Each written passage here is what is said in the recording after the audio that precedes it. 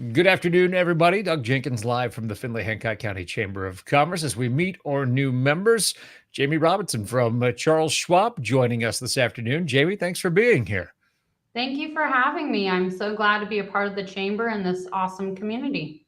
Well, we're happy to have you. Let's talk just a little bit about how you got into the world of investing and kind of what drew you to it.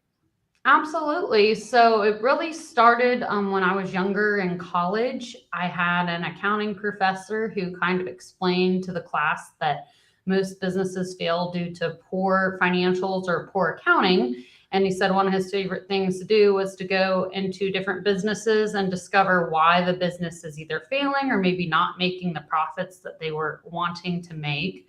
I felt that maybe accounting wasn't the best path for me, but assisting individuals with money in some way was definitely something that I wanted to be involved in. And that's kind of when I decided to switch into more of financial planning versus an accounting avenue, if you will. And I went into financial planning. I worked a few different directions as far as maybe finance or assisting individuals. And now I'm here at Schwab and I really enjoy it. I think one of the interesting things about the industry is that there's really no sitting on your laurels when it comes to helping people with their finances. Both one, you always have to watch the market and see what's happening with the market, but also you're always taking tests of some degree. And I think anytime I hear you or any of the other financial planners that we talk with here at the chamber, there's a series something or other coming up all the time, but you really have to stay on top of everything. Yes, I currently have 6 licenses. Some firms only require a few. Here at Schwab, they take those things very seriously. We like to have all the bases covered. And aside from that, we do what's called continuing education, which is something we usually have to do every year, every 2 years, depending on the license, to make sure that we know what we're doing, we know about all the different updates, and that we stay compliant. And it's important for a variety of reasons. But one, you want someone who's one compliant, but also knows any of the changes and rules in investing and everything. But I feel like it's probably a better idea to talk to someone like you before, rather than, my nephew's kid who's really into GameStop, something like that. I know that's a dated joke, but I think people started investing in it again. Yeah, I'm not going to ask you for investment advice on that. that's okay. Hey, talking to someone who's in the industry always a good idea. Yeah, it definitely is.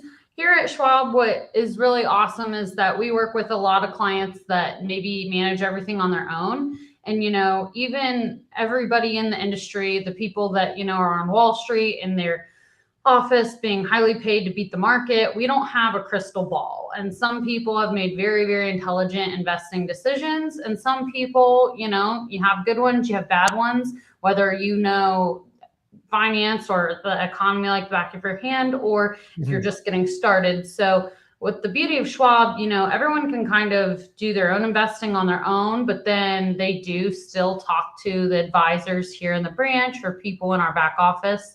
Some people have advisors and have account management, but then sometimes they may have their own account that they still like to trade in. And it's always kind of good because then they're kind of really learning what is out there and how to use the tools that they have. And sometimes people do really well and sometimes they don't always do so well, but it's kind of a learning game for anyone really getting started. And then thirdly, we have clients that only want account management. We handle everything for them. But if you don't really know what kinds of accounts are out there, or maybe you don't know what you're allowed to invest in or how much that you can invest in certain retirement accounts and such, you can start to get into trouble, with taxes, or really in the end for especially self-employed individuals, maybe they didn't know what they could invest in as far as a retirement account. And that's really part of why I enjoy my job, is teaching people what they can or can't do, or maybe what's a good investment and what's a bad investment based on their financial situation or their goals.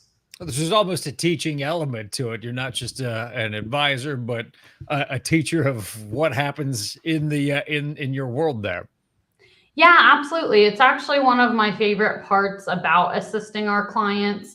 I have so many people that come in daily, if you will, and I give them some knowledge, whether it be about the stock market, maybe fixed income like a CD, or a stock or just an account. And like I said, maybe how much they're allowed to put into a certain retirement account. And they leave with, additional knowledge, or maybe they just didn't understand how certain pieces work. And that's one of my favorite parts, is teaching someone versus maybe they just talk with someone once a year and they kind of look at their accounts and they know they might be doing good and they don't really know what's going on inside of them. You kind of answered this already, but it would seem to me that there's several different entry points into the market. When people first get that first job or anything, they're always encouraged to start investing right away, but not everybody does that. And sometimes they may wait to their 30s, 40s, and 50s, 60s, whenever. Is there, obviously you want to get in earlier, but if you wait longer, I don't know that there's necessarily a penalty for you for doing that. There's still opportunities for you, I would think. Absolutely. There's definitely opportunities. One of the downsides could be is if you don't explore all the avenues, shall we say, as you age and maybe you retire. And when you go into retirement age, you can't invest in a IRA, which is an individual retirement account that a lot of people contribute to outside of maybe their daily employer. Or their W-2 employer and so forth. So sometimes you can kind of miss out. You can always just open a brokerage account and invest that way as well. Obviously, the younger the better, whether it's for retirement or just a brokerage account that you're trying to invest money in to build wealth or build a rainy day fund or anything. But you're right, younger is better. Not necessarily bad if you wait, but a few dollars here and there can go a long way. Absolutely. So if somebody wants to schedule a meeting to talk to you and learn a little bit more about what maybe their opportunities are, what's the best way to do that? The best way to do that is honestly simply giving me a call, whether it be my work cell phone or the branch. Obviously, I have email that we can set meetings up as well. But I love being able to talk to people and kind of hearing about what they're looking to do or what kind of questions they have. So chatting over the phone is always the best way to set up an appointment. All right. Jaimee, once again, thanks for being a Chamber of Commerce member. Thanks for joining us this afternoon. Absolutely. Thank you so much, Doug. I'll see you soon. And for Jaimee, I'm Doug Jenkins. Have a great afternoon, everybody.